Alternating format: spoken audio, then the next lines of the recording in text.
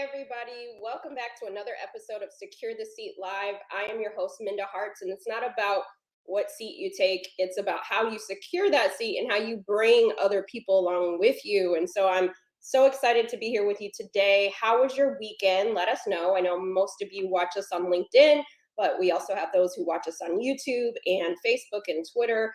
Welcome to today's show. Today is going to be short and sweet because tomorrow, my paperback of Right Within comes out. If you're watching us live, then that would be tomorrow. Depending on if you watch it after the fact, it's out. But this is the new cover. I'm so excited. Isn't it so pretty?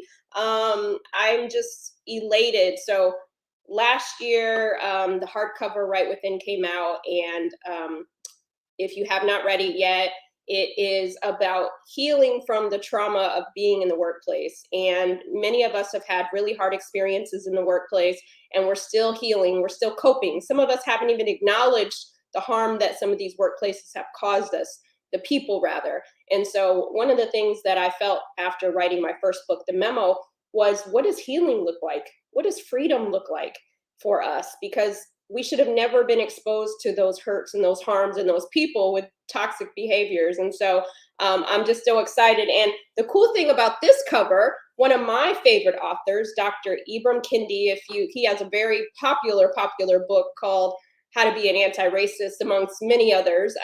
But he wrote this about Right Within. With care, conviction, and deep insight, Hartz instructs us on how to heal from racial trauma at work. Onward to healing. And that appears at the top of Right Within. So we're going to drop the link right now. It releases tomorrow. If you followed my journey from the memo to now, it's just been, I couldn't do it without you.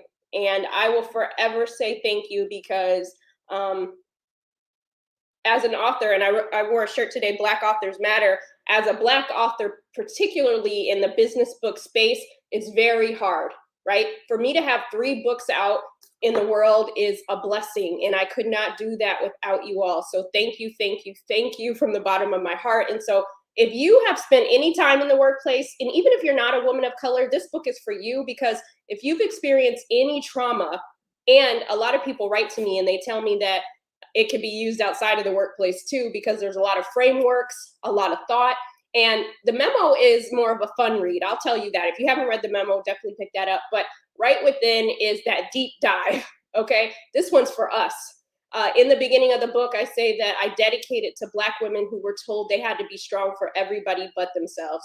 And it's time that we center ourselves.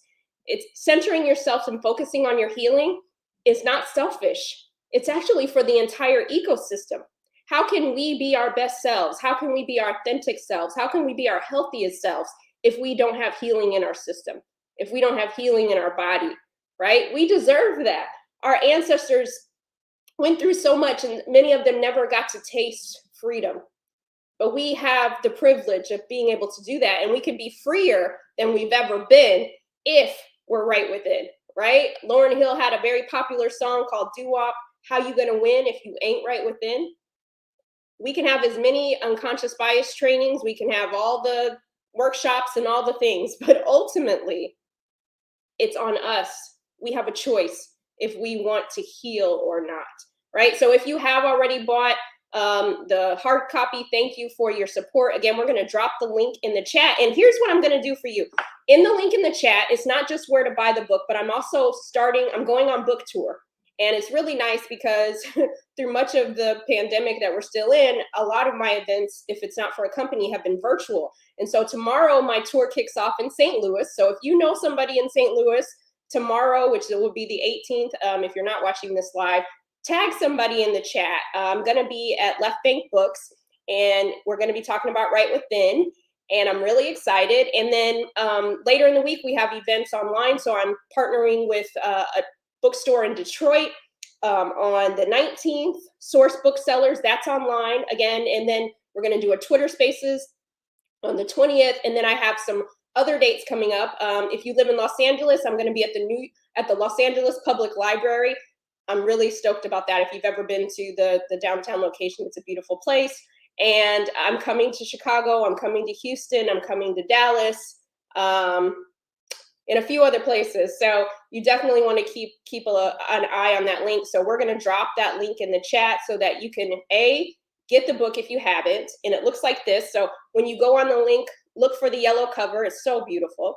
And then if this is the thing I'm doing for you, I have some new things. I have a bookmark that I want to give you. So if you buy the book in the next 24 hours and you email me with your receipt, I will send you our new, these are not available for purchase, okay? I'm going to be giving these out on book tour, and I want you to have them. You are family, you're part of the squad. This bookmark says heal, because I always want you to be healing, moving toward your healing. And then on the back, it has a QR code to my website, and it also has a quote from me that says, we all have a voice, we just have to decide how to use it. So anybody that buys this book, pre-orders it, this cover, so you can see it, in the next 24 hours and emails me your receipt, minda@mindahearts.com, I will mail you out one of these, because I want us all to be healing, and we're going to make sure that we drop that in the chat so that you have it. And then while I'm doing that, let us know how your weekend was, because I don't want to make this all about me. Okay. So this book, the memo is my first book, baby, and it will always hold a special, special place in my heart. It's still a best-selling book, and I'm thankful people are finding that book each and every day. Right Within is something special because I think many of us have normalized the behavior of the workplace. We've normalized the treatment that we receive. We've normalized the microaggressions. We've normalized the macroaggressions. We've normalized the racism. We've normalized the sexism. We've normalized the ageism. We've normalized the homophobia. We've normalized being single, and then you get all the work, or you normalize being a mother and there's no flexibility. We can create the space. And even if we are in a toxic place right now, I have a whole chapter on how to heal while you are in hell. Okay, I am not completely healed from all of my past workplace traumas, but trust me, I'm so much healthier than I ever was once I acknowledge that I deserve better. I deserve humanity, dignity, equity, and respect, and your career matters. Your dreams, your goals, they matter, regardless of what Bob or Gina says, okay? It matters, but it first starts in our mind. And so I want to read a little bit to you, if you don't mind. We're doing story time. I want to read a little bit because as you go into this new week, I want you to remember that you deserve to have an empire state of mind, not an enemy state of mind. Sometimes these workplaces will have us questioning all of our expertise, what we bring to the table. And sometimes you have to be reminded that you've always been the table, that you've always been that person. And so it starts with us. So I'm going to read a little bit, if you don't mind. And as I'm reading, put it in the chat. Let me know what you're thinking. Again, if you purchase this cover in the next 24 hours and you email me the receipt, minda@mindahearts.com, I will send you a new bookmark that we had made, that the team at Unapologetic Communications, shout out to Kira and the team, and Maya, heal. And then on the back, it has just to remind you about your voice. You always had your voice. You just have to decide how you want to use it, right? And we say it a lot on the show, but you can say what you mean without saying it mean. Basically, healing boils down to boundaries. Boundary setting, letting people know what good looks like to you. And so I just want to let you know that. But again, at that link, even if you aren't able to purchase it, go to your local library and make sure that you request it there. So here we go. Healing cannot be on a timetable. It is definitely not on yours or mine plan timetable. I think it has a mind of its own. What I do believe, though, is that healing is about using the right tools so that you can continue to thrive and not just survive in the workplace. I think healing in many ways is tied to faith. In Hebrews 11:1, faith is referenced in this way. Now, faith is the substance of things hoped for and the evidence of things not seen. I feel like healing might work similarly on occasion. Just because we don't physically see healing taking place doesn't mean we aren't benefiting from it being in motion. The real question is, do we have enough faith to believe that we deserve equality over acceptance? Do we have enough faith that the next time one of our colleagues racially assaults us, we won't put our head down or look the other way? Do we have enough faith to keep our heads held high and look them in the eye? All it takes is a small seed of faith to let healing be your guide and help us continue toward growth. Personally, I consider the process of healing from my own racialized trauma to be a lifelong practice, especially if you are a person of color in the United States. I don't know that we will ever truly heal from past and ongoing sins of this country. With that said, I still believe we have the ability to reconcile our pain and find freedom on your terms. We do not have to wait for Congress to pass legislation to force people to see us as equal before we find some inner peace. Don't get me wrong, we need those laws too, because some people just won't do right by themselves. But healing has allowed me to redefine the norms. I am no longer waiting for white people to finally wake up one day and say, I guess Black lives do matter. I started to realize that healing for me had to happen first in my mind.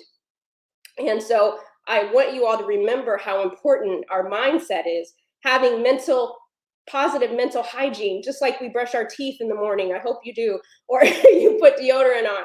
Part of that is your hygiene, right? So why wouldn't we have tools to help us with our mental hygiene? That's why we do the affirmations, because we want to restore our mental. The mind is a battlefield. It can be a battlefield, right? And so we don't want to continue to have to fight everything in the world. We want to be able to have that inner peace with us. So much of our existence in corporate, nonprofit, and academic settings have been lived through the experience of code switching. W.E.B. Du Bois used the term double consciousness, which I prefer over code switching. It's the notion that the dominant majority created norms that benefit and center themselves, and we, people of color, have had to play double dutch trying to follow their rules and keep some of our authenticity along the way. We have always felt like our identity has been forfeited to assimilate into white culture. Du Bois put it frankly, looking at oneself through the eyes of someone else. He brought this framework into motion in 1903. Okay, it's 2022 right now. And many of us are still dealing with the effects of living double lives in the workplace. So much of bringing your authentic self to work. But I think, can I be authentic at work is the wrong question.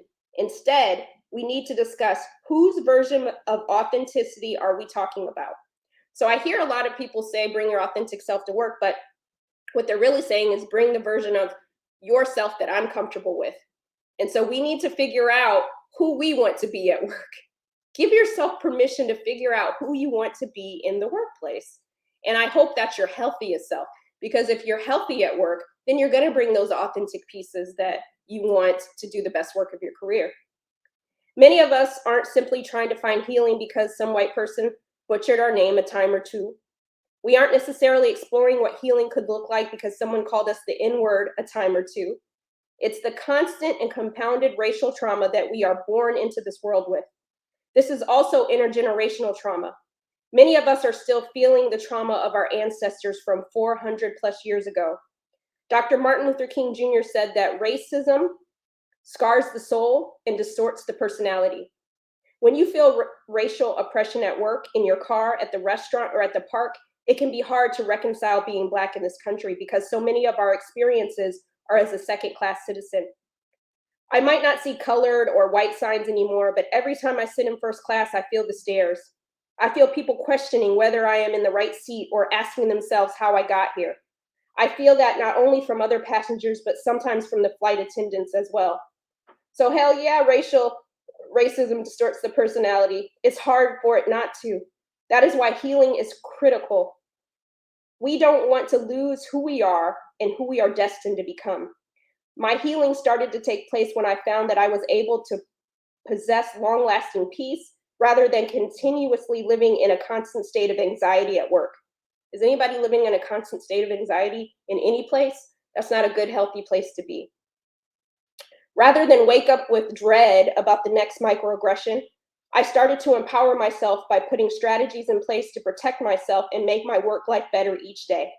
When I began to use the resources available to me in my career, I started to incorporate daily practices of peace and implementing actions that help the racial trauma dissipate over time. But that had to start in my mind. And I had to learn to be right within. I had to unlearn old lies and narratives that had held me back.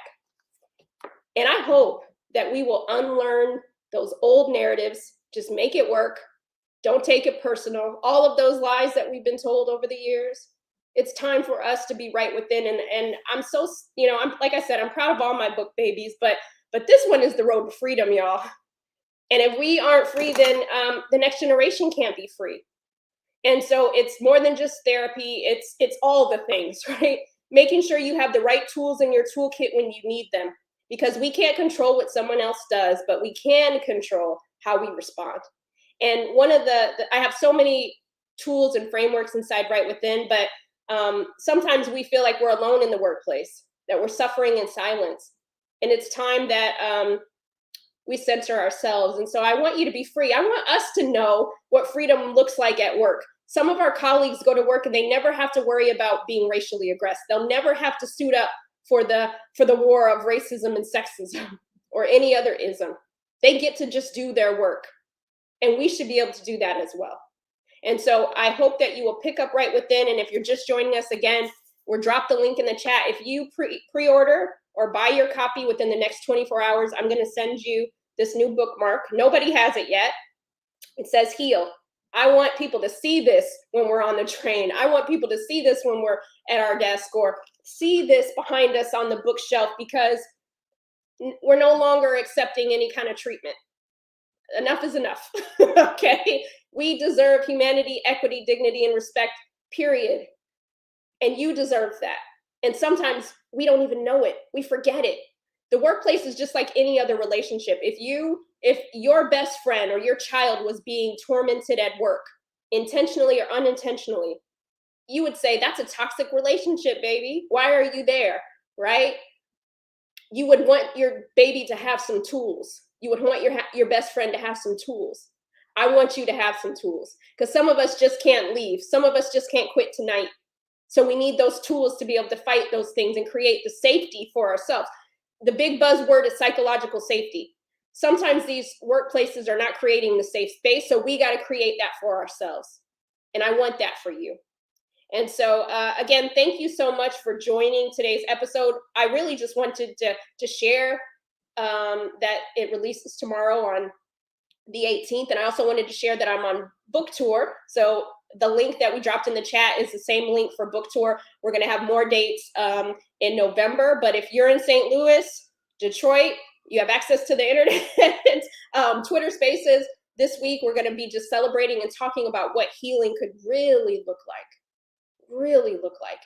Healing takes courage. But Dr. Maya Angelou said that you can have all the virtues, but if you don't have courage, you can't function in any of the other virtues. And so use your courage to figure out what freedom and healing could look like for you. I often say that healing is not a one-time event, it's a lifestyle.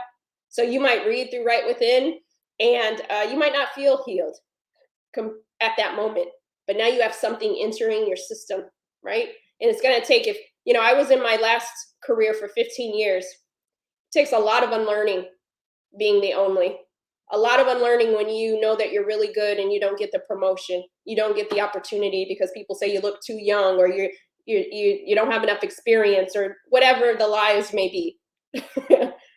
But my worth, your worth, is not connected to how somebody else sees us. It's how we see ourselves. So I hope that you're loving on yourself first.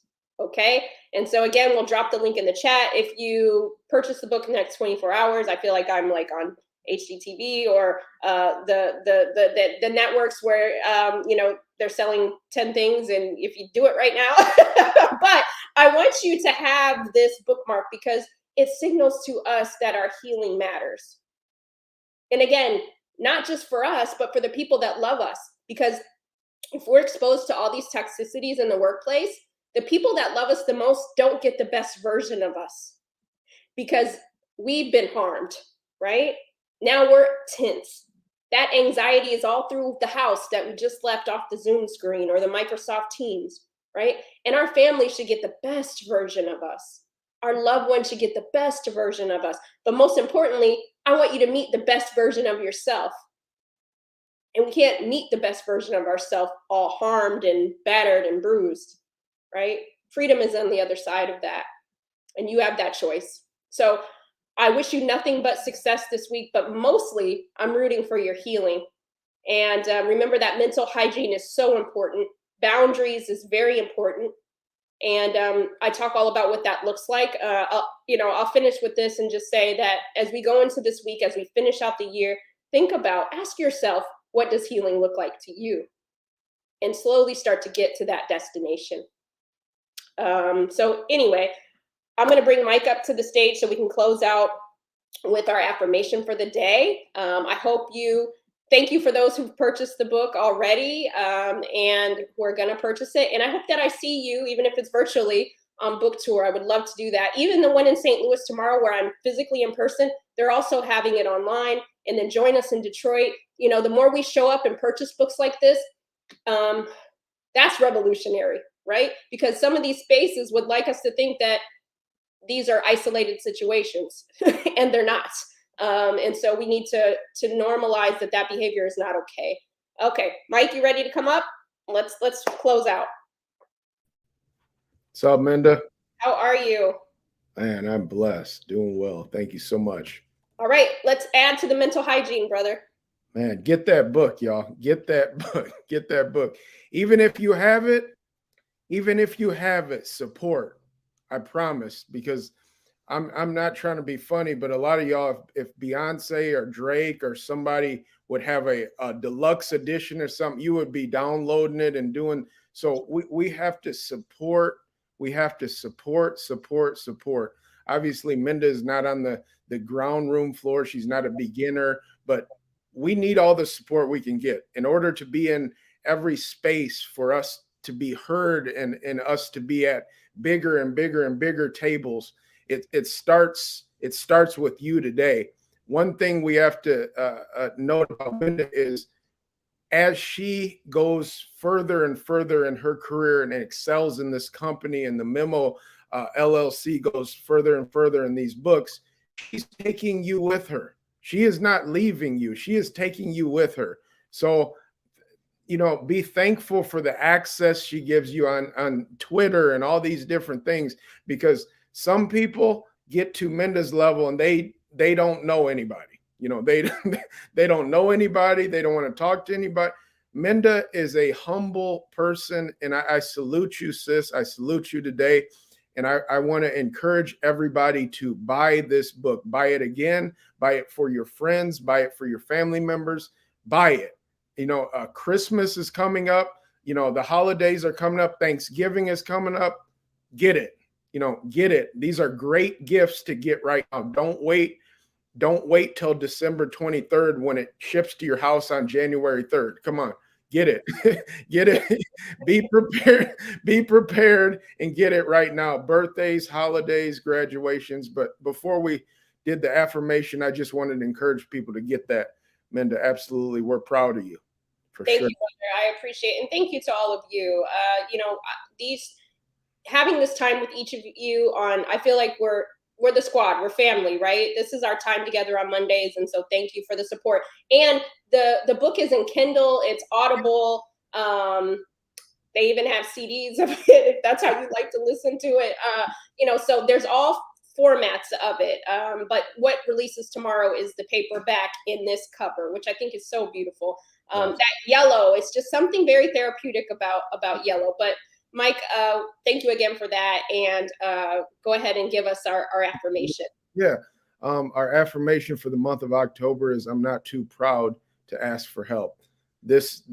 I'm not too proud to get on this live stream right here and ask for support and ask for help. Just like when you need help in your life, if you need one of your children to step up, or you need your partner to step up, or you need someone to step up, don't try to always be the nice person who takes all the bags of groceries in, like we did an analogy a week or two ago. Don't try to be the hero to everybody. There's certain people who want to help you also. When we say we is more powerful than I did it. I put on the conference. I worked the job. I put the report together. That's nice. But when it comes down to celebrate, When it comes time to celebrate, you got nobody to celebrate with you because you've done everything. And then you're looking around. Do you like this? You like how it was put on? And they're going, yeah, yeah, yeah. And they show up, but they would show up for you better if you include them. People want to help. Stop being prideful saying, man, I just want to do things alone. Some of us try to move on our own, carrying stuff. You ain't lifted stuff in years and you're trying to carry stuff by yourself and do things because you don't want to hurt nobody or bother nobody.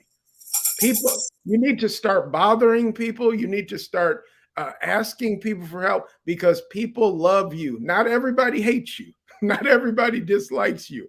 There's people out there who love you and care about you. So I'm encouraging you to ask for help. You are not too proud to ask for help, y'all.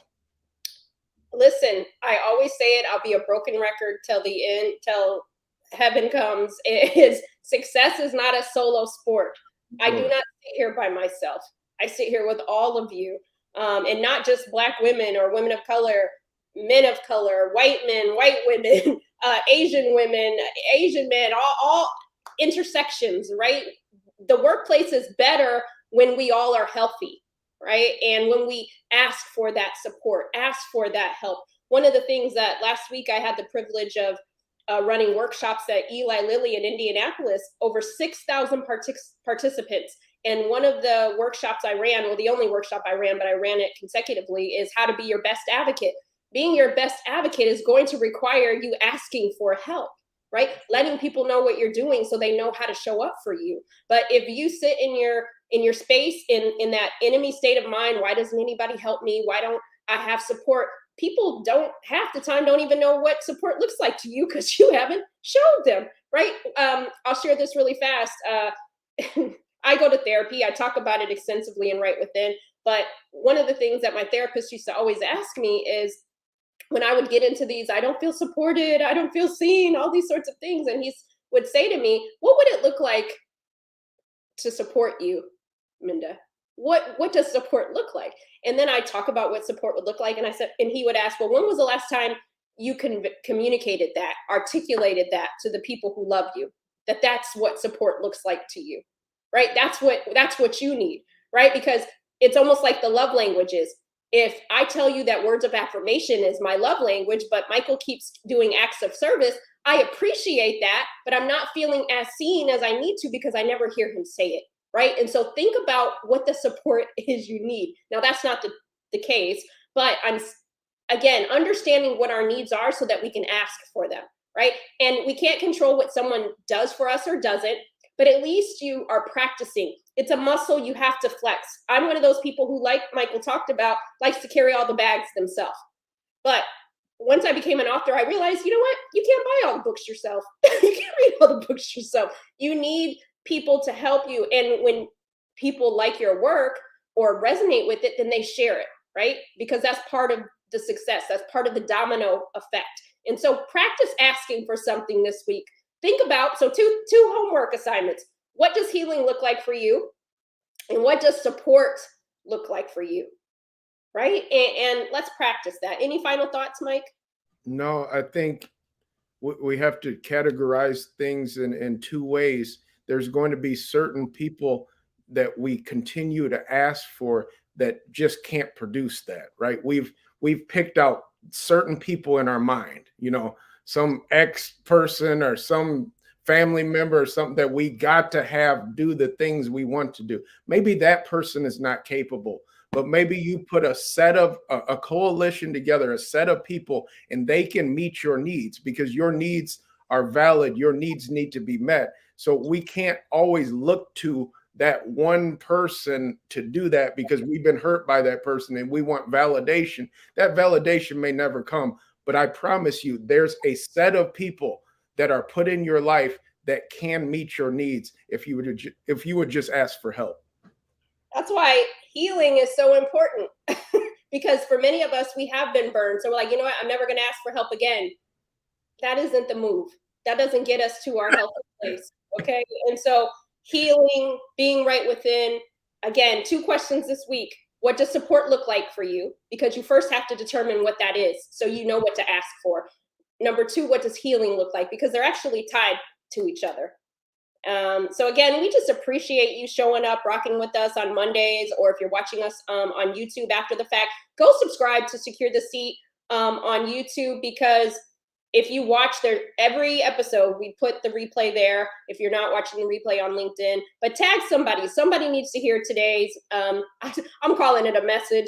I feel like we're at church. It's a message. Today's service. I had to get my tambourine out for the moment, but again, thank you so much for the support, and I can't wait to send these out to you in the mail. So keep securing your seat. We'll see you next Monday.